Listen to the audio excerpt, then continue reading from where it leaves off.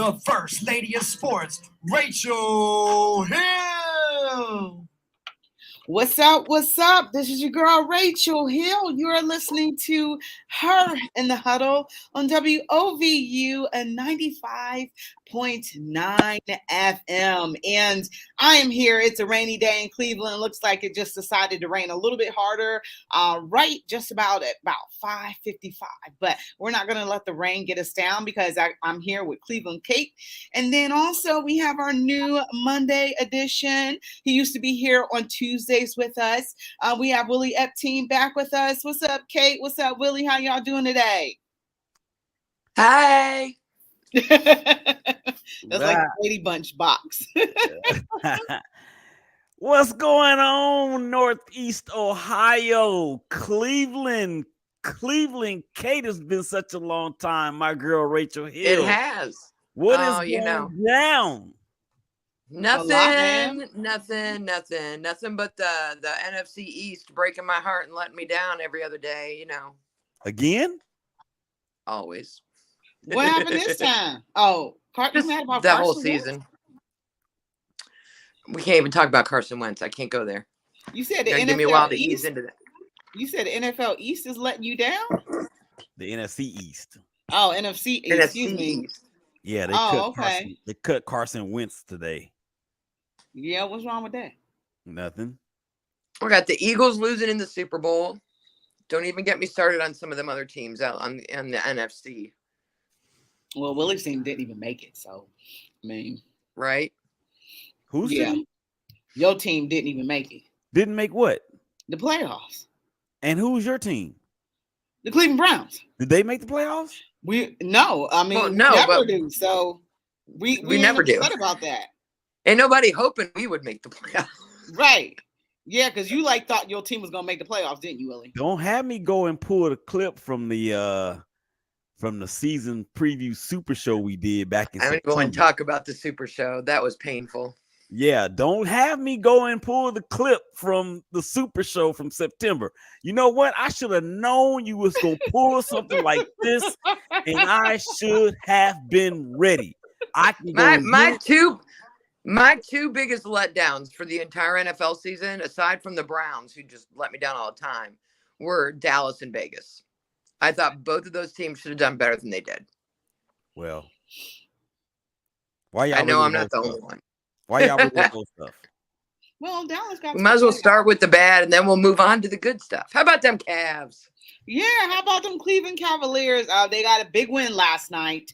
So they had lost 3 games in a row. So it was kind of imperative that they get back on track because obviously on Wednesday, so they have a day of rest today and tomorrow. On Wednesday, they are going into Boston, and Boston looks good. I got a chance to watch a lot of the game against the 76ers. It was a back and forth affair, and Boston ended up pulling away from the 76ers in Philadelphia. So, right now the Cavs stand at 2 wins against Boston. I think maybe the only team to have 2 wins against them, possibly. Maybe not. But, they have a big game coming up in Boston. And both of those games that the Cleveland Cavaliers won, they both won in overtime. So I'm sure that Boston is going to be prepared for this team coming into Boston Garden. Oh, Boston Garden. Well, I got to give it up to your Cavs. I mean, I have been very impressed with them all year.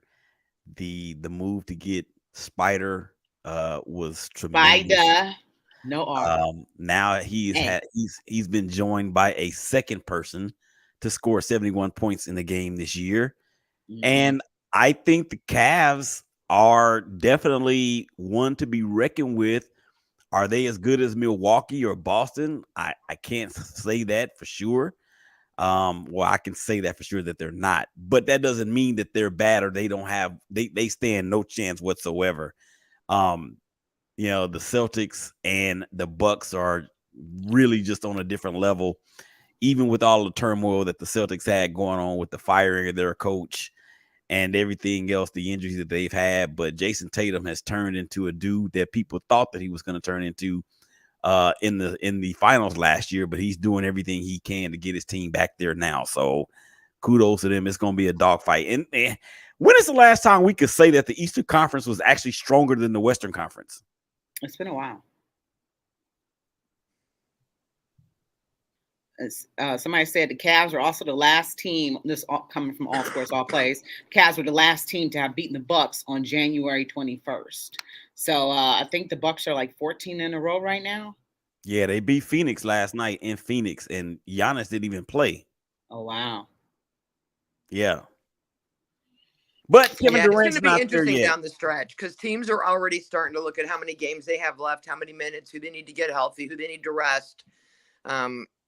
I think we're finally done with all the back-to-backs for the Cavs, so that's nice. I think they have one more left. I don't know that these teams who have pretty much, steamrolled everybody will be able to carry that through the rest of the season and then into the playoffs. It's one of the things I like about the Cavs is they get hot and they can do anything. There's no limit to what they can do if they get hot at the right time. It's going to depend on the matchups, and it's going to depend on JB Bickerstaff's ability to keep their head in the game. The inconsistency coming back from the All-Star break, the lack of defense, and then the lack of making good decisions on their shot selections and stuff and rushing themselves. He's had to get them back into the swing of things and get them back focused. So they're just very young. I mean, I can see them getting a level or two into the playoffs. I don't know if there's enough experience there to help them get through the tough matchups they're going to face. Yeah, I don't know if you got a chance to see that game against Philly going into the All-Star break. We took an 8-game winning streak into Philadelphia, and I knew that was going to be a tough game. Absolutely knew it. But you didn't think that, Philly was going to get up by 30 points. And I will give the Cavs credit. They tried to make a comeback, but 30 points is just insurmountable. And every time they got close, because they got within 4, Philly put a little extra sugar on top and, was able to score and open it up some more and go at 12 14 points and stuff like that. But I wasn't able to catch the very beginning of the game. But, from what I understand, up until the point that, I was able to view the rest of the game, they came out flat. I guess they thought that, they came in on an 8-game win streak. And this is where, JB talks about they don't respect the game. I think that they thought because they had won, 8 in a row that they were easily going to be able to handle Philadelphia. And that just wasn't the case. Philadelphia came up and put it to them. And one of the issues, that we have is 3-point, defense. And we haven't really been able to sink 3-pointers as well. So those are some of the issues that are definitely going to hinder us when we, do make the postseason. Right now, we're in that 4th slot, but we don't know where we can end up. But, they came out lackadaisical like they had it. And, it's hard to, overcome a lead like that by 30 points. It's rarely ever done. Willie, what are your thoughts? Did you get a chance to catch that game? Because it was supposed to be a local game, and then the Cavs got really hot, so they changed it to a national game. And then we laid the dud on national TV. No, I didn't get a chance to see it, but I've been kind of watching you guys from afar. And you're right about being in the 4th slot, and you're there currently really percentage points away from being the 3 seed. Not necessarily percentage points, like 2 games out. The Sixers and the Cavs both have 39 wins going into Monday's games, but there's no reason to think why they can't surpass the Philadelphia 76ers and get that third slot. And if they're able to do that, I mean, it doesn't really make a whole bunch of a difference in terms of home court advantage, because they already have in that top bracket with them. They will be facing off possibly against the New York Knicks or even the Brooklyn Nets. And the New York Knicks guys are not the old Knicks that we're used to. But I think for the Cavs, like I said in the opener, Spider Mitchell has just been the difference for that team, if you ask me. And I'm so glad you guys can tell me this because I've known y'all for about 2 years now. How can you know people for as long as we've known people, but we've never met? How is that even possible? But anyway, I want y'all to tell me something, because I know when I first met y'all, everybody was trying to run Coach Bickerstaff out of the city. Is that still the case? Kate, you want to take this one? I know. I was not a fan until this season, literally. I had issues with him, and at times I struggled to understand what he was trying to do, and I just didn't think he was the right coach for this team. But this year, seeing what's gone on, hearing him be very frank in the press conferences after the games, watching him during the games and stuff, he stepped it up, in my opinion. He is the right coach for this team, for this young team. I don't know if he's the right one for the next 10 years, if they're going to go on a run and try to be a dynasty and get a bunch of wins or whatever under their belts, get titles or whatever. But I think from a mentor standpoint and from a basketball fundamental standpoint, this team, with the addition of Mitchell, has the talent to beat anybody. But as Rachel talked about with that Philly game, and as we've seen in the last couple games since we got back from the All-Star break, is their head's not in it. They're reading their press clippings. They're listening to everyone tell them they're wonderful and think they can just coach through. And JB is on them like crazy and telling them, you need to get your head back. You need to fix this. You need to stop, go back to defense, respect the game. Like, he's bringing them back down to where they need to be, and they're listening. And as long as that keeps up, if he can keep their heads where they need to be, keep them humble, so to speak, and keep their heads in the game, then I think he's fine.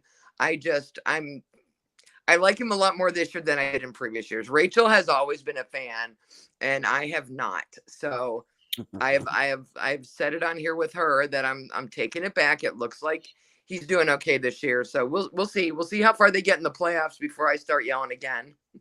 Bingo, because I was like, I'm going to run it back. I don't know if I'm necessarily a fan this season, because at times I don't feel like JB has his team ready to play.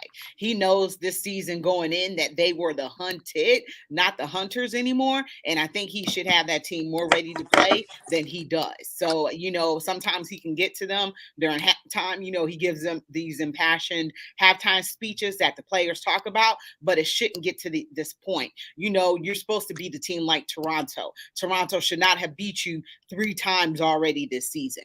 You shouldn't have to have a sigh of relief by winning the 4th game, because if Toronto beat them 4 times, we definitely have an issue when you're a better team than Toronto. They could have beat Denver. They had a lead. Unfortunately, once again, the 3-point perimeter shooting was an issue for this team, and it wasn't even Jokic that got to. I forgot the name of the other guy that had a whole bunch of 3-pointers. But you let other people get to you. The game against Philly, they could have won that game, but they started off terrible. Where is he at when they don't start off the way that they need to?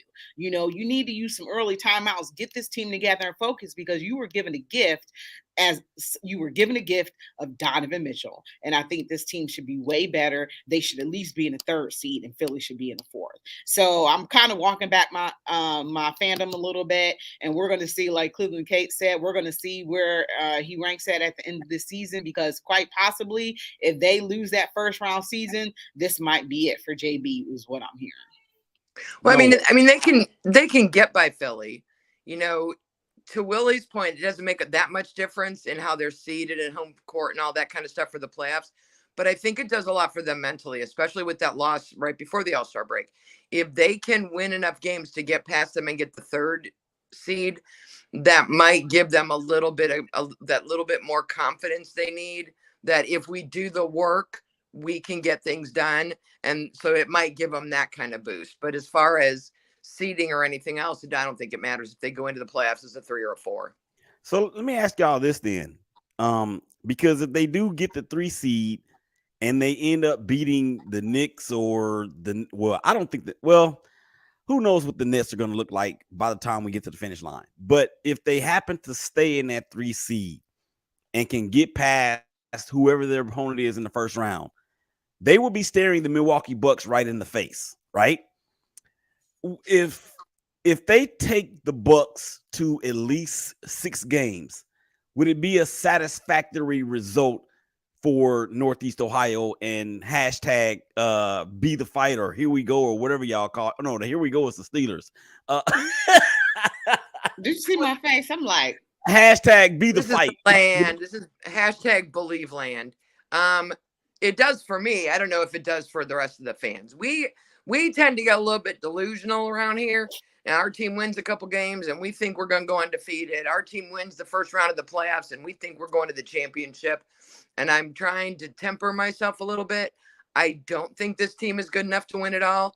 but I do think they're good enough to get past the first round. Second round, like depending on who they get, I don't know if they're good enough to get past the Bucks. But if they can take them 6 games, 6 or 7, it would be, for me, a valuable learning experience for them, and I would be good with that. Yeah, you get swept by the Bucks, and I'm going to lose my shrimp, and I'm going to be screaming and yelling for JB's head on a platter. So we can't be getting swept by somebody in the second round. But you take them to 6, that's respectable. Yeah, I think they could possibly take them Rachel, to 7. what are you doing? Oh, like I forgot there was a camera on. I got some. We can do. I got nothing. Hey. And we're going to commercial break. We are. So we're going to be right back. You're listening to Her in the Huddle on WOVU 95.9 FM. We'll be right back. All right, time to sweat. Now let's start off in a squat. Denzel Ward's Make Them Know Your Name Foundation is backed by popular demand. And we're coming together in the name of health, wellness, and fitness. Who was that? That's Nicole Ward, the co-founder of the Make Them Know Your Name Foundation. Saturday, March 11th at the marvelous First Energy Stadium. And this year is bigger and better than ever. That's right, be there early when doors open at 8 a.m. to warm up and get ready for exciting activities that start at 9. You can do it! Get ready and get set for live workouts with world-class trainers featuring Cleveland's own Billy Wheaton. Billy Wheaton is one heck of a man. He's like number one trainer in Cleveland. Look at that body, man. My goodness gracious. With his fast-paced cardio class, charged up, and so much more. And you can't forget the out-of-town training crews. We have crews coming in from all over. Atlanta, New York, Chicago. And New Life with Maisha will also be in the building with a host of other Cleveland trainers and instructors. You'll definitely need a breather when they're done with you. But don't worry, after your workout, you can take a breath. You'll be able to shop a wide variety of vendors. You'll have access to interactive health and wellness demonstrations and plenty of health and wellness booths. You can meet surprise special guests and celebrities, and you can even win autographed sports memorabilia. And DJ Low Key is going to have all the deals. And at 7 p.m., you can laugh off your soreness from your morning workout with hilarious comedians. Now start clapping right now. Make a lot of noise for Mr. Steve.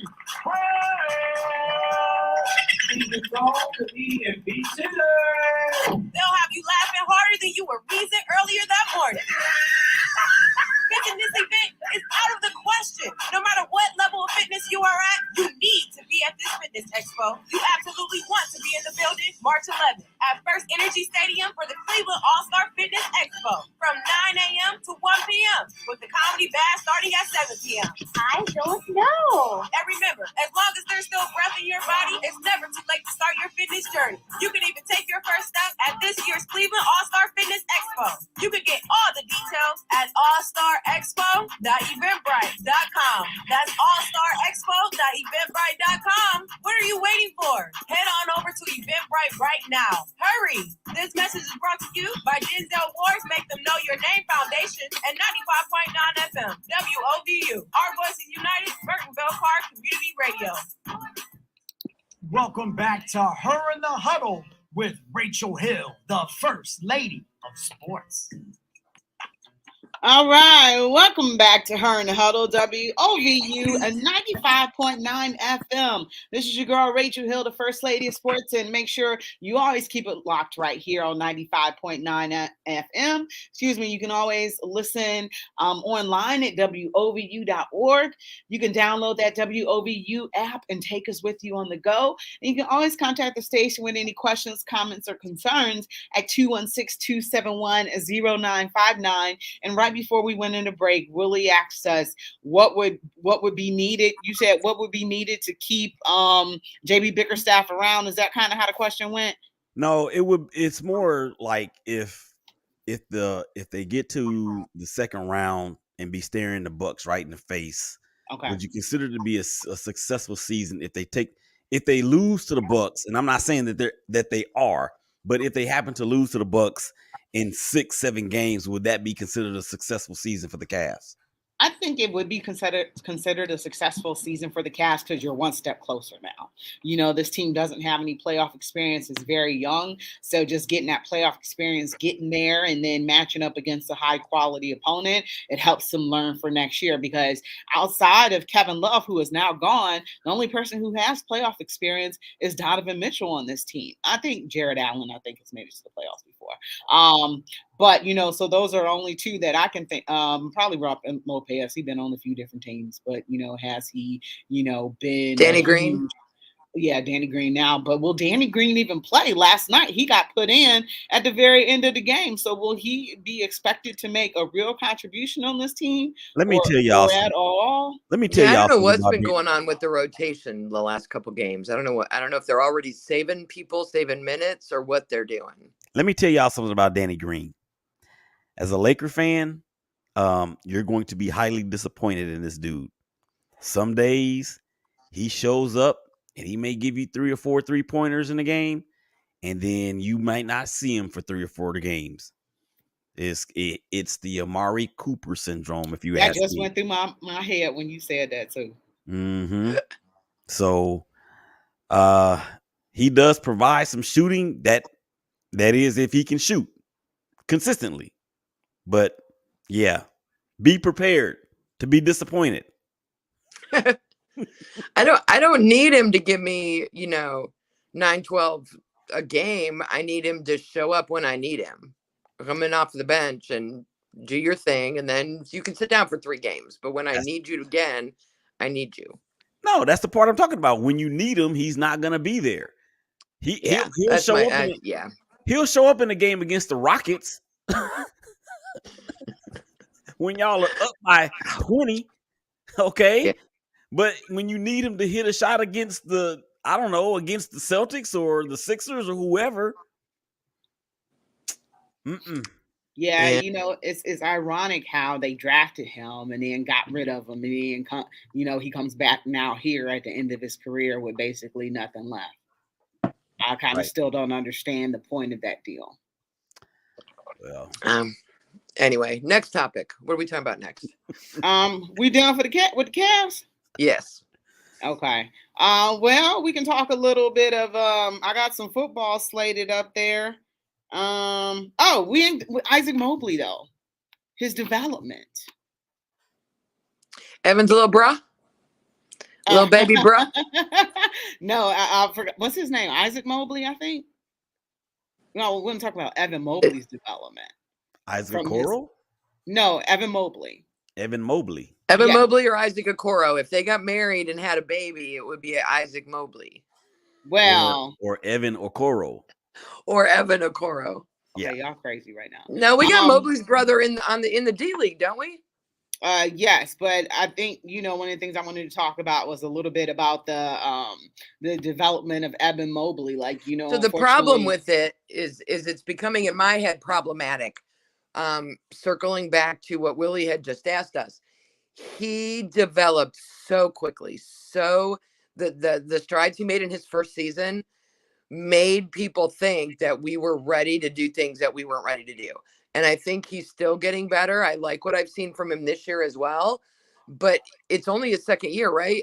Mm-hmm. So it's like he's doing well. He's developing. He's making progress. But in my head, I know, Willie, I don't know if you'll be able to understand this. Rachel, it's like when you do that new fad diet and you lose a whole bunch of weight and then you hit that plateau and you don't do nothing for a little while. Mm-hmm. And then you're like, oh, this is stupid. But if you stick with it, it does it again.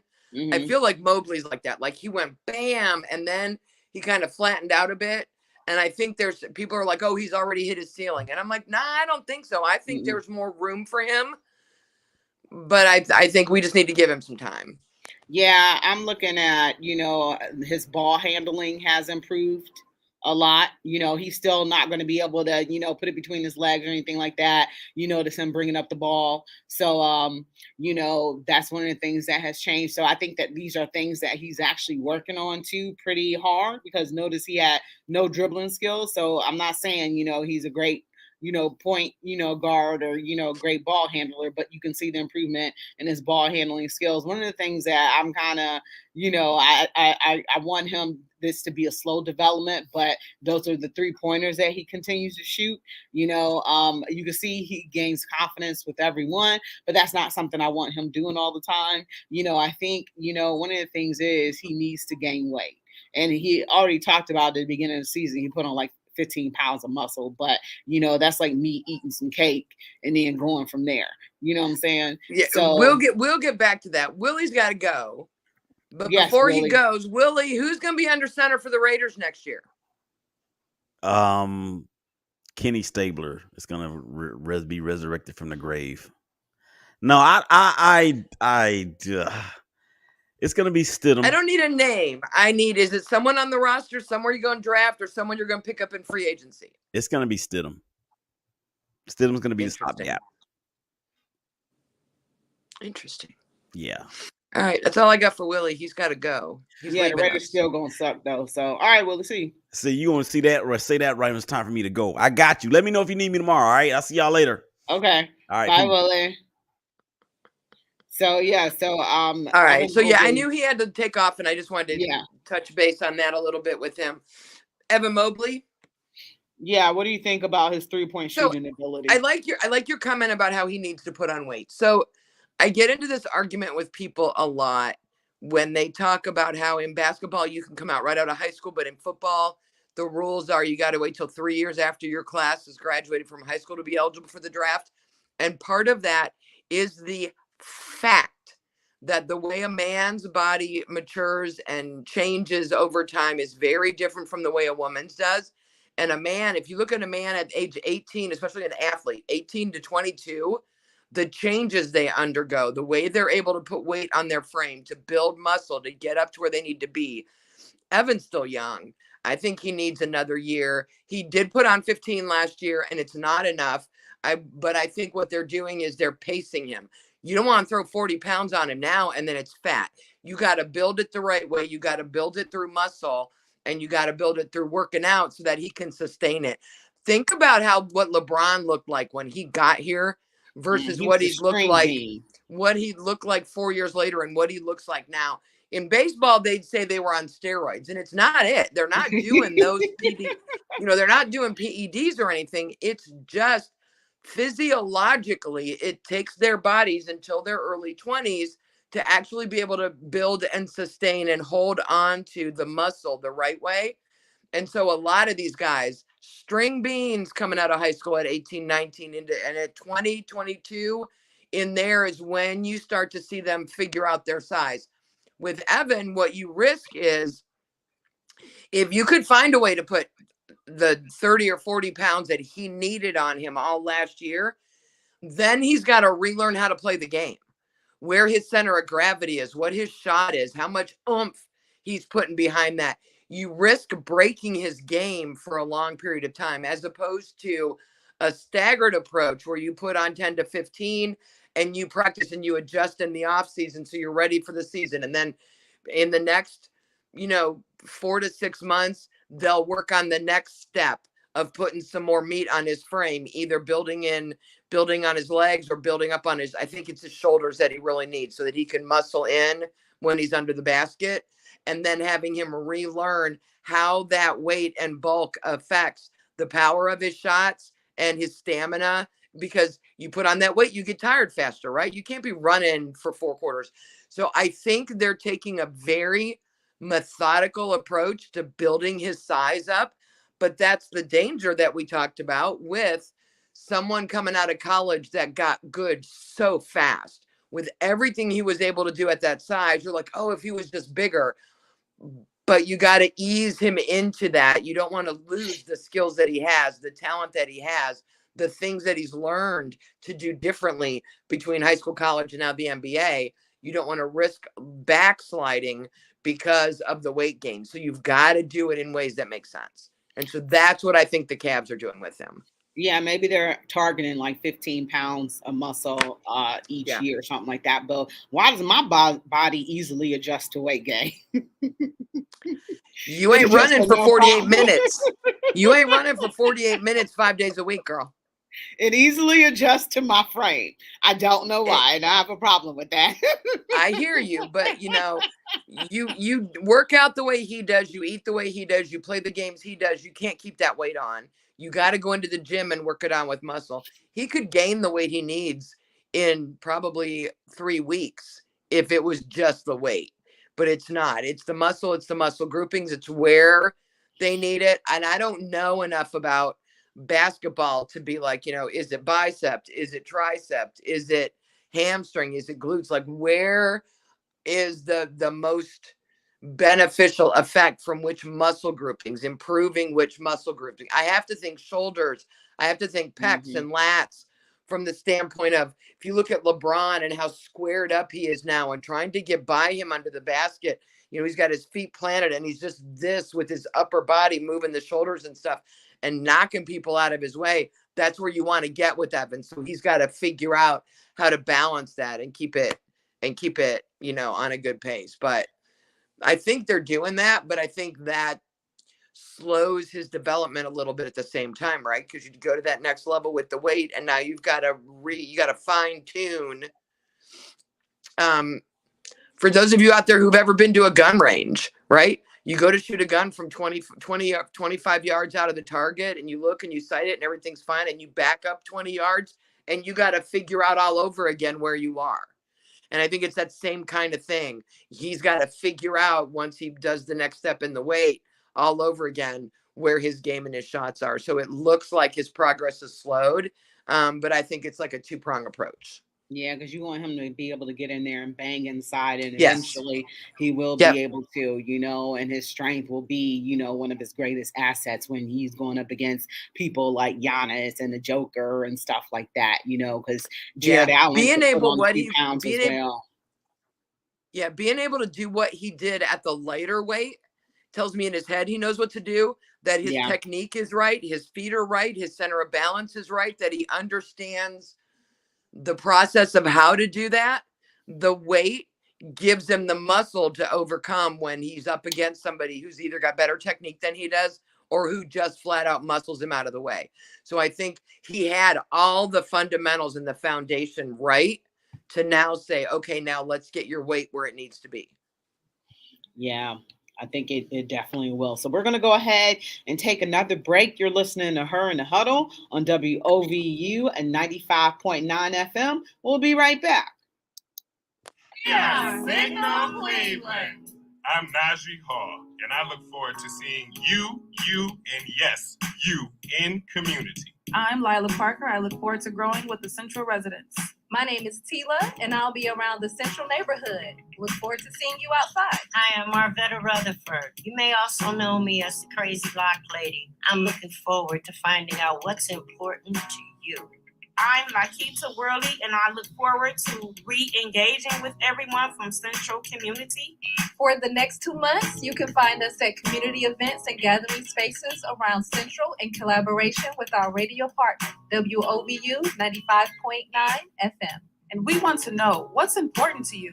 We want to understand what issues are important to Central residents so we can report on issues you care about. Signal Cleveland is a community-centered newsroom, and our name is a nod to Garrett Morgan, the noted Cleveland inventor and businessman. Among his many successful inventions was the 3-position traffic signal, which influenced the traffic signal we use today. Morgan also started the newspaper that eventually became the Call and Post. Now that's shown enough history, and it's our history. Najee again. Signal Cleveland is also a nod to Ohio's role in the Underground Railroad.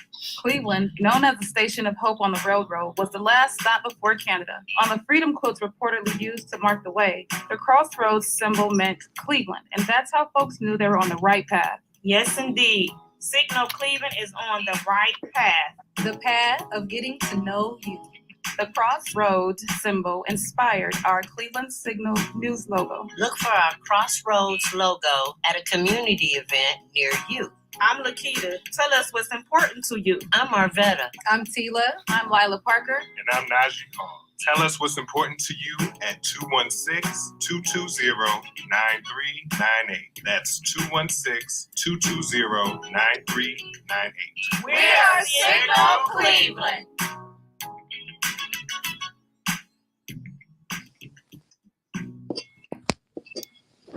Welcome back to Her in the Huddle with Rachel Hill, the First Lady of Sports.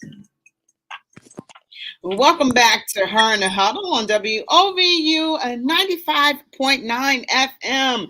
Willie Epting is gone, but it's me and your girl Cleveland Kate hanging out still. So we got half an hour left of our show, and now we're gonna move into before one last thing on the Cavs. Isaac Okoro, he's got to be gone at the end of the season. They have to find a solution after number 3. It's not gonna work. Unfortunately, you got to give up on this kid. He just is showing you nothing. Best to let him go develop elsewhere on the team that's kind of going nowhere, because we need production from the 3 spot. The other day, he only had they played Friday night, I think. He had 2 points for the longest of the game. And I think he ended up scoring 4 total. And you look at every other starter and they're in double digits. I'm struggling to understand why Karis LeVert isn't starting over Isaac Okoro. Okoro was getting better for a while there, and then he started to slide again. I want to keep him, but he needs to get moved to the bench for a little bit. There's I think some chemistry with him and some of the other players. So that's why I want to keep him. I think they work really well together, but he's got to earn his place, you mean, right? like chemistry as friends or chemistry on the court? Both. When I listen to, the interviews with Donovan Mitchell and with Darius Garland and some of them and the way they talk about him, I'm like, they believe in him. They trust him. They think he can get it done.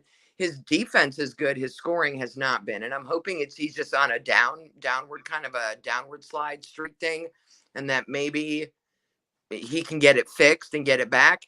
I don't know. But I'd like to put him back, have him come back in off the bench. I don't like him starting. We definitely need more production out of our starter at the 3 spot. So I agree with you on that. I'm just not sure I'm ready to give up on him altogether. Well, at least insert Karis LeVert, because you're not getting anything offensive. Yeah. I thought LeVert was doing really well. So it's weird. We've had so many injuries and people, we had Garland in and out, we had Mitchell out, we had Dean Wade out. Just, it's hard to get a feel for what our normal rotation is going to be with everyone healthy. And so that's why this next week or so is going to give us all a better feel of what this team could look like in the playoffs. And maybe JB's doing a little of that. Maybe he's going to start moving people around, doing a little mix and matching just to see how that works. All right. So we're going to move on to your favorite subject. And then we're going to talk some Cleveland Guardians at the end, because right now they are in spring training. So today it was official. Alex Van Pelt is now the quarterback coach. So he's going to be doing dual duties, and he's going to be the offensive coordinator. And he's also going to be Deshaun Watson's new QB coach. What do you think about this move? I'm hoping that it's not just you've been here long enough, here's a promotion, because I think if that's what it was, it would just be he's offensive coordinator. I think he has had a lot of conversations with Deshaun. I know he studies film and the analytics, so I'm confident that he watched what Deshaun was doing last year, and I hope that means he has ideas on how to fix it, because it wasn't good. It wasn't good at all. And to me, it was more than just he was rusty because he hadn't played in 2 years. It was, we need to get back to being coached and get back to that kind of thing. And so I'm hoping AVP is the right person that he'll listen to and that can coach him. And I like having him be the quarterback's coach and the OC, because he'll be doing the play calling, because he will have a better understanding of which plays work with not just Deshaun's strengths, but the whole team's strengths. Mm-hmm. So I'm hopeful that this is a smart decision. Absolutely. And then, one of the positive things about this that Kevin Stefanski, obviously had to think long and hard about when he made this move is that Deshaun Watson and Alex Van Pelt have a great relationship. They get along really well. So that's a good thing. That's a good thing for Deshaun for him to be brought about by somebody that he likes. I don't think he disliked the last quarterbacks coach or anything like that. But, for them to have a great relationship is something that speaks volumes as he tries to bring Deshaun around. You have a full training camp this season, so that will definitely be good. So I'm kind of excited. And then Bill Musgrave was hired as senior offensive assistant to help run the meetings and assist in the overall operation of the unit as well. So AVP won't be stretched as thin. So they did do another hiring with that. So I think that was a smart move as well to take a little bit of the pressure off. But so you said AVP gonna be calling plays or no? Yep, I think so. Okay, it makes sense. So you think that Kevin Stefanski is gonna give up calling plays? I believe yes. I'll probably be wrong. This season? Yes. One could hope, right? One can only dream. Yeah, it's a dream I have. I don't think he's giving that up, man. He's holding that close to the vest. I don't think he's going to give up play calling. It just doesn't seem like something he's ready to part with. And I just wish he never started out calling plays. I know. OC. Because he did it in Minnesota, right? So he's going to do it here. But I think there's too much to do as a head coach. Realistically, you're probably right. He's not going to give it up altogether. But maybe he will work with AVP. They will sit down and do situational blocks of plays. What I struggled with last year, what I scratched my head over, like, what is he doing, was the lack of running at the end of games, was their 2-minute offense at the end of a half when they need to get points on the board, different things like that, where it's like, why doesn't he have, here's play 1, 2, 3, you got a minute left and you got to get a score. Why don't you have 4 plays already laid out? If it works, you do this. If it doesn't, you do this. Like, I think AVP can help him do, instead of this big, huge, massive spreadsheet laminated thing with 8 million plays on it, they'll have some situational segments where he'll be like, hey, give me the card for this one, and he'll whip out, and here are the 4 plays we talked about in this situation. I think you'll see more of that. I'm hoping you will see more of that next year instead of, oh my God, 2-minute warning, what do we do? Fingers crossed. Fingers crossed. So Fingers crossed. Callie Bronson is just making moves. So she is expected to be promoted to assistant wide receivers coach under passing coordinator and receiving coach Chad O'Shea. So early congratulations to Callie Bronson. What do you think about that move right there, Kate? I love that. I love that so much. It's not even funny. And not just because she's a woman, but because she actually, if you had any conversations with her, she knows what she's doing. I think she's excellent, has the right personality and the knowledge to be a coach. And I think this is a step towards earning more respect from the players, letting them see what she can do, having her work with the wide receivers coach as his assistant, gives her more street cred with the players, because that's just the world we live in. And there are going to be some who won't listen to her or respect her because she's never played the game. I don't think it's a male-female thing. I think it's she's never played the game more in football. So she's going to have to earn a little bit of that. I saw some comments today that she should just get, a position coaching job instead of an assistant job. But I think she needs to ease into that slowly. Mm-hmm. And then I can see her coaching any of the positions on the offensive side of the ball. So we'll see what the future brings. But I'm super excited for this. Yeah. She's really super smart, very into film and that kind of stuff. So I'm excited. Do you know who Colette V. Smith is? I do not.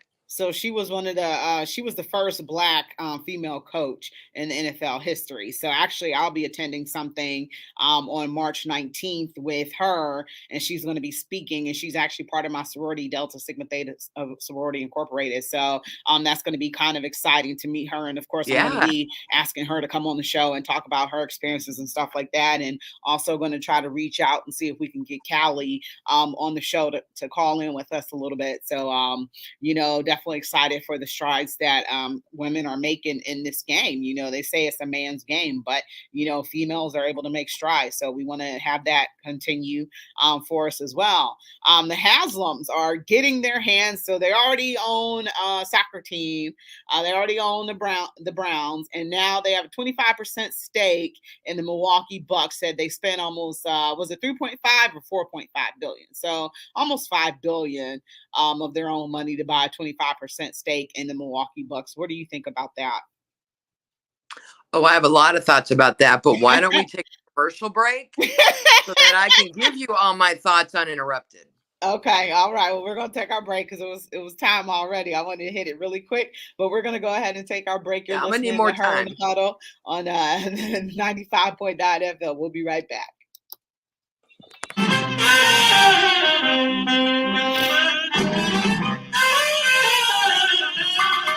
Happy Black History Month, and here's a beautiful black fact that you might not have known. Did you know that there was a guide for safe travel for African Americans during the Jim Crow era called the Negro Motorist Green Book? And guess what Cleveland city staple during that era was continuously featured? The Majestic Hotel, opening in 1907, a 5-story, 250-room residential hotel known as the Majestic Apartments, came about after the Great Migration as Cleveland's primary African American hotel until integration ceased the need for such catering hotels. Managed by an African American man named Ted Whitbeck, the brick structure stood on the corner of East 55th Street and Central Avenue.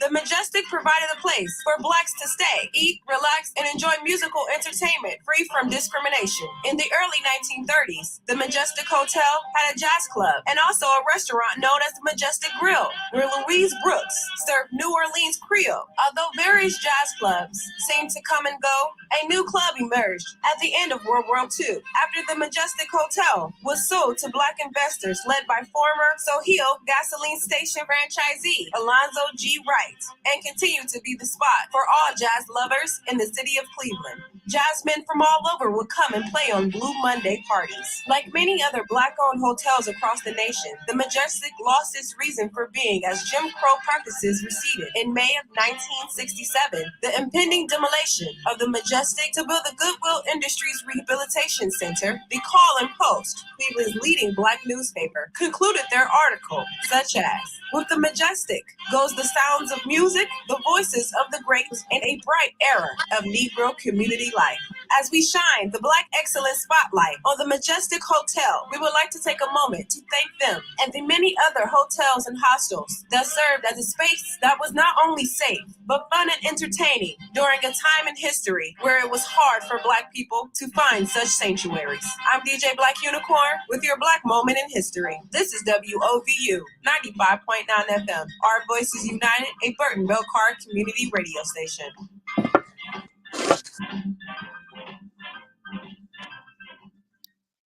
Welcome back to Her in the Huddle with Rachel Hill, the First Lady of Sports.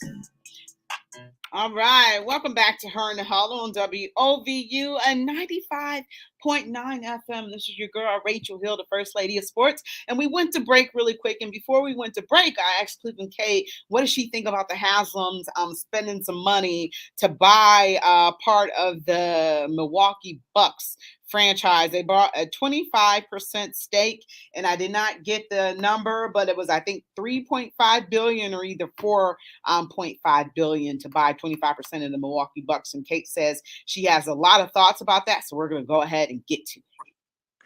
You know, it irritates me, and it irritates me for a lot of reasons. Number one, if you got that much money sitting around, you need to invest it in my football team. Because I could think of a lot of free. We have plenty of room in our salary cap that we could be spending money, and we're not. And I'm a little aggravated about that. Number two, you are from Tennessee. You own the Cleveland Browns. You own part of the soccer team in Columbus. What are you doing buying into a basketball team in Milwaukee? Where's your connection to Milwaukee? When Pat Mahomes won his first Super Bowl and then he got his big fat contract and his big fat payday, what did he do? He did not go buy into a baseball team in Florida. He bought into the Kansas City Royals in the town where he plays football.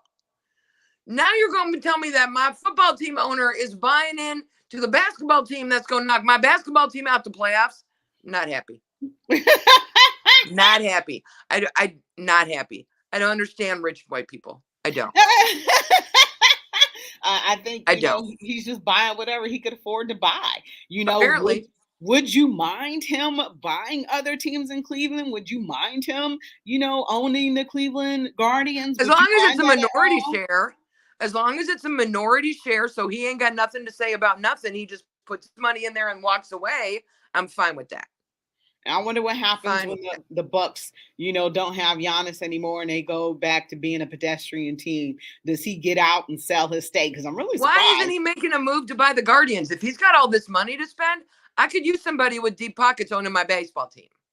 Yeah, it's just something. Because we have talked off and on for them for years about the fact that we need new ownership for the Guardians. I think if we were still having a ton of sellouts, then yes, they probably would buy a stake. But because we're not having the sellouts, we're not having that gate revenue, I think that might be one of the reasons why so many people are hesitant to buy into the Cleveland Guardians. But it's a chicken and an egg thing, right? If you put a good team on the field, people will go. Mm-hmm. But even last year and the year before, when we, all the way back to 16, we've had decent teams. They're fun to watch. You want to go to the game. But the problem is in MLB, you are competing against teams with deep pockets who will spend insane amounts of money at the trade deadline to get that guy that they need. And we won't. And people know we won't. And people know this is a good team and I'm enjoying watching them. But when push comes to shove, they're not going to spend the money to do that one thing to get them over that little hump to do what they need to do. So the fans are not 100% committed. If you had ownership that was committed to doing what they needed to do to get us deep in the playoffs, to get us to the World Series again, I think you'd have sellouts all over again. I think the people would go. I really do.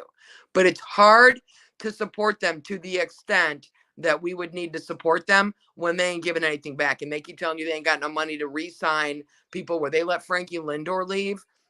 I don't know.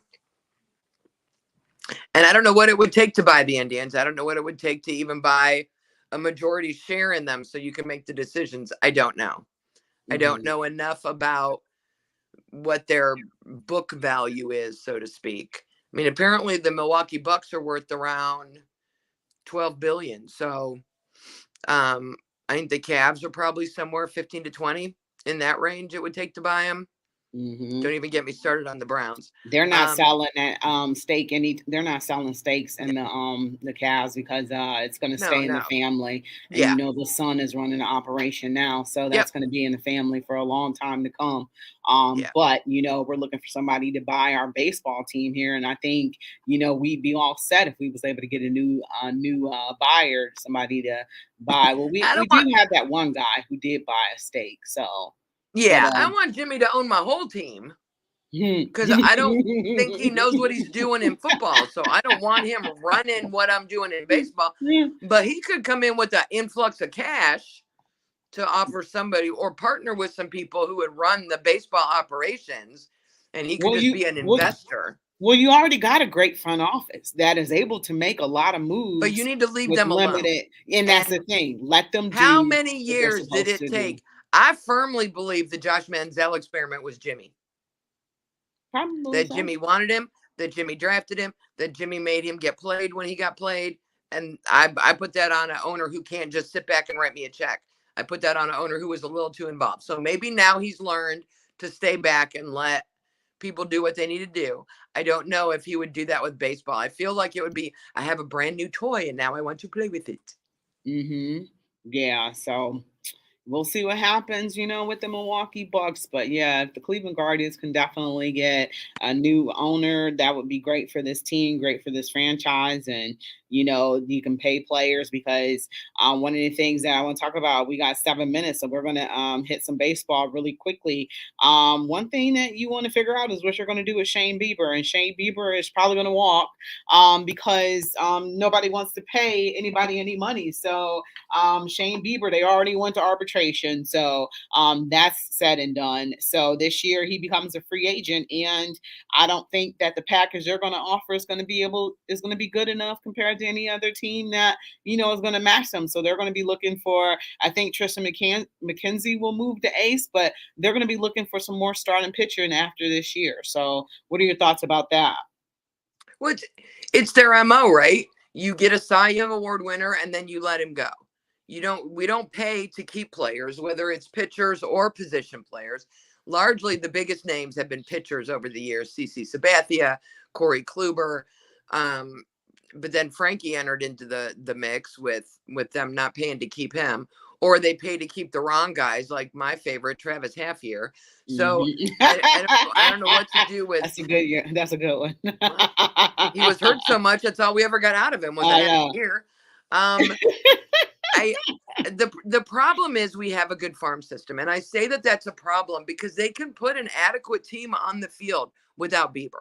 You can't get to the playoffs, and you certainly can't win to get to the World Series without an ace like Shane Bieber. But you can be above 500. You can be respectable. You can even make a run at your division. You just can't get past that. You can't go up against the teams with big guns if you don't have any. And that's the problem because they're just good enough to get by. And that's all this management wants to do. They think maybe we'll get lucky. Maybe it'll be, and we'll just have some guy that's coming up that will just be lights out in the bigs and will surprise everyone and do it cheap. And I just don't know if they can or not. So they're not going to pay Bieber. I would say treat every game this year that he pitches like it's the last time you're going to see him. Go watch him play while you have a chance to see him play. It is what it is. Because what did the Dolan say about Francisco Lindor? Enjoy him while he's here. Yep.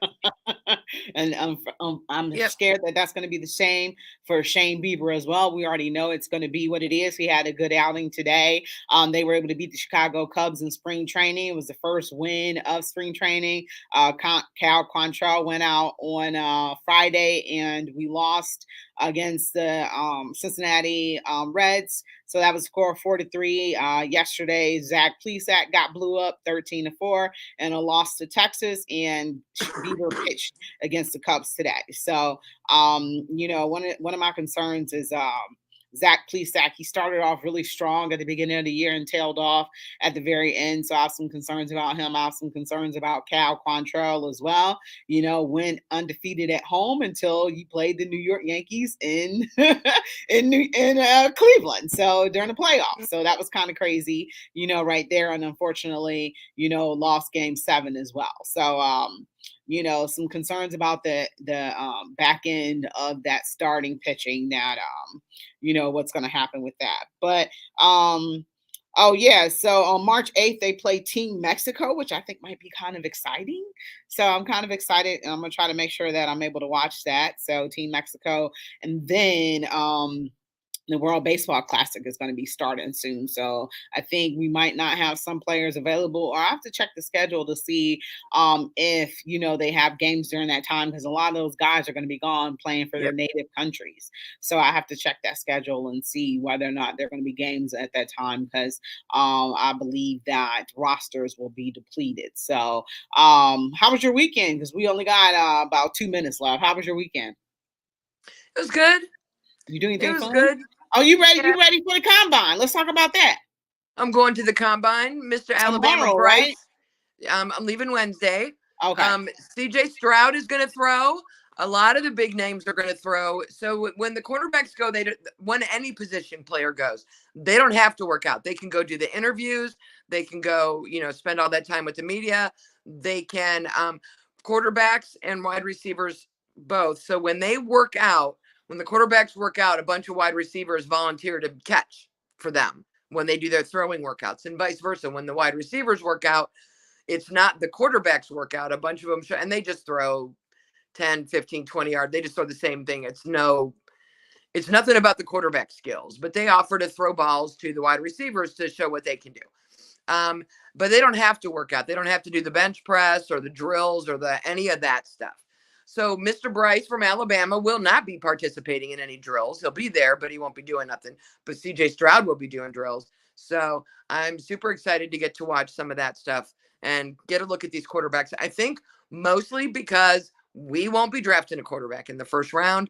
And so I feel like I got no skin in this game. I can look at all these quarterbacks and I can kind of root for CJ Stroud and figure out, since he's obviously, as an Ohio State Buckeye, my favorite of the quarterbacks coming out, and take a look at who those guys are drafted in the top 5 to see where I want him to go.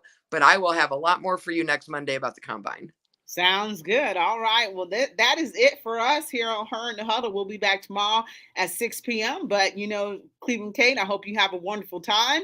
You've been listening to Her in the Huddle on WOVU and 95.9 FM. We